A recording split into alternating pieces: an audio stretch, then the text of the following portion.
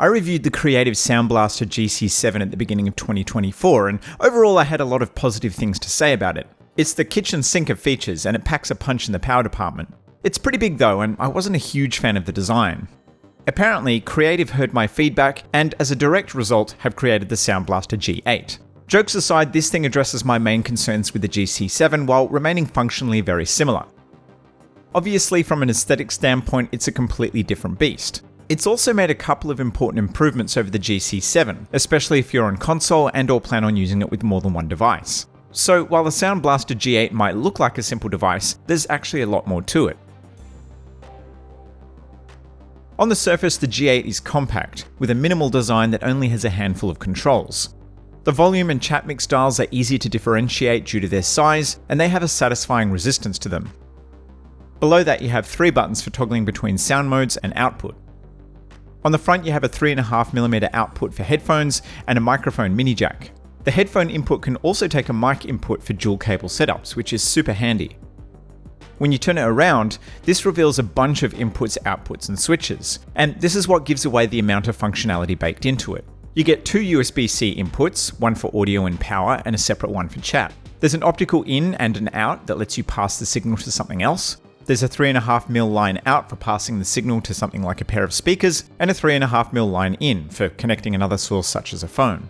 You get HDMI ARC2, which takes the audio from ARC-compatible devices such as TVs. There's a gain low and high switch, and a switch for toggling between HDMI and optical outputs.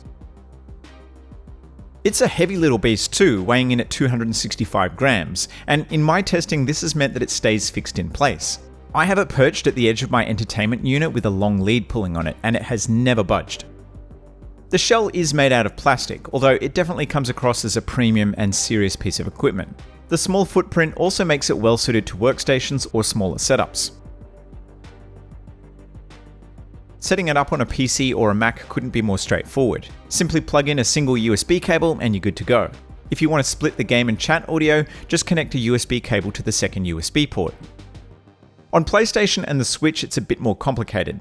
For both, you can simply plug it in using USB and get game audio. But if you want to be able to control the chat volume, there's a few more wires involved.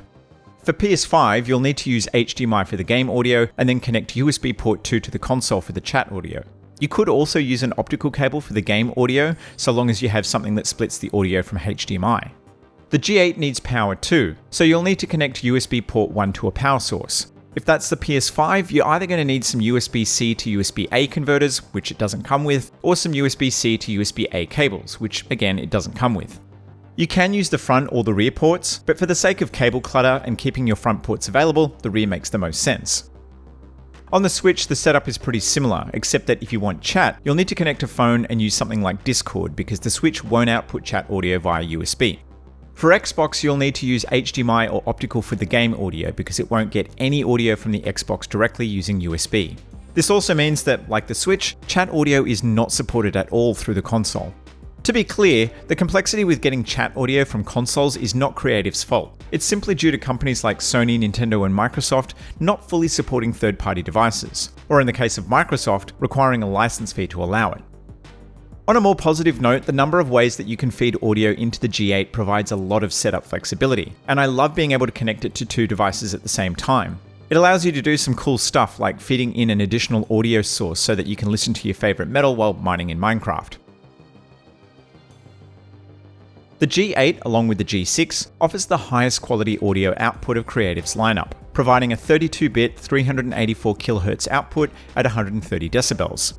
It'll power basically any headphone or headset you throw at it too. I don't own any high impedance gear, but according to the specs it'll handle up to 600 ohms. I have heard some reports though that it's a little underpowered at this level, and if you want something to drive a power dependent headphone, you might want to look into something from Schiit. Unlike the Sound Blaster GC7, the G8 doesn't support Creative's SX-FI battle mode. I don't think this is a big loss because while very 3D, I think it sounds quite odd, for games anyway. I much prefer Dolby Digital surround sound, which the G8 has. I don't know though. I think in general simulated surround sound is overrated, and a headphone or headset with excellent soundstage is much more likely to blow your skirt up. On devices where you already have virtual surround sound like the PS5, you can easily toggle off the G8 surround sound using a button.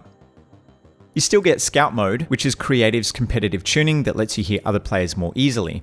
I don't normally use these types of modes other than when I'm testing products, simply because I don't like how they sound.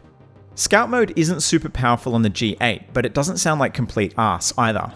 I like this approach because it doesn't completely sacrifice a great audio experience, and it still provides a competitive advantage over the other modes. For some reason though, it cranks the volume all the way up, presumably because it has high gain built into it. So just remember to turn the master volume down before switching it on. Now, you can't adjust EQ levels on the amp, and there's no way to adjust treble, bass, or side tone either. If you're using it with a PC, then you can play around with the levels, as well as apply various game, movie, and music EQ presets. You can create your own custom levels too. Unfortunately, any changes you make using the software don't save to the G8 to use with other devices. There is a workaround though, so long as you don't mind a Fast and Furious style setup.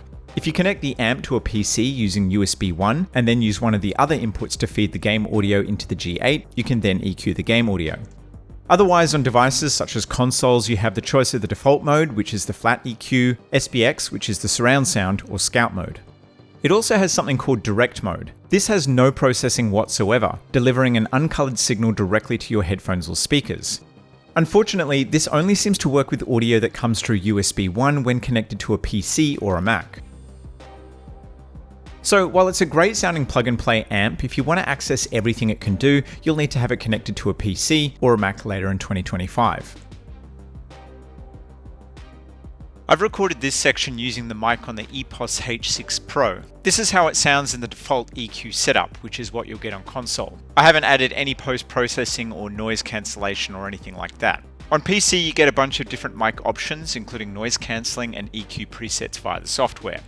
Something to be aware of is that there's no mic mute on the unit, so if your headset doesn't have some way of muting, you'll have to manage it through the PC software. Or on PS5, you can use the mute button on the DualSense.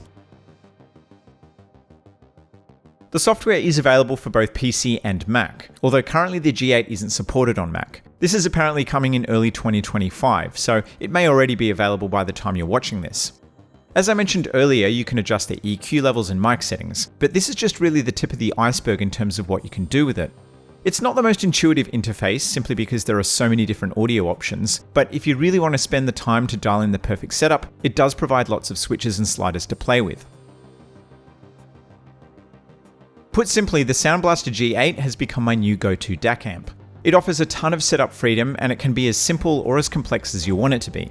Not being able to play with the EQ levels on anything but PC is something to keep in mind though, and if you're on console and need this level of control, maybe look into the GC7, link to my review in the description. The G8 also works fantastically as a plug-and-play device. If you just want to get a great signal with plenty of power out of the system of your choice, it'll do that right out of the box. The small footprint makes it much more suitable for lounge room setups than the GC7, and I really like the premium feel. My only real complaint is the number of cables required when using it with the PS5. There's not really much that could have been done to mitigate this though, given the limitations of Sony's machine. But yeah, more cables is certainly a pain.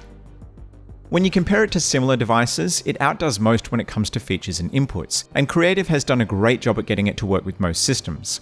I like the simplicity of its interface, and if you want to dig into the weeds of its functionality, it supports that too. This is a great little amp, and I would strongly recommend checking it out.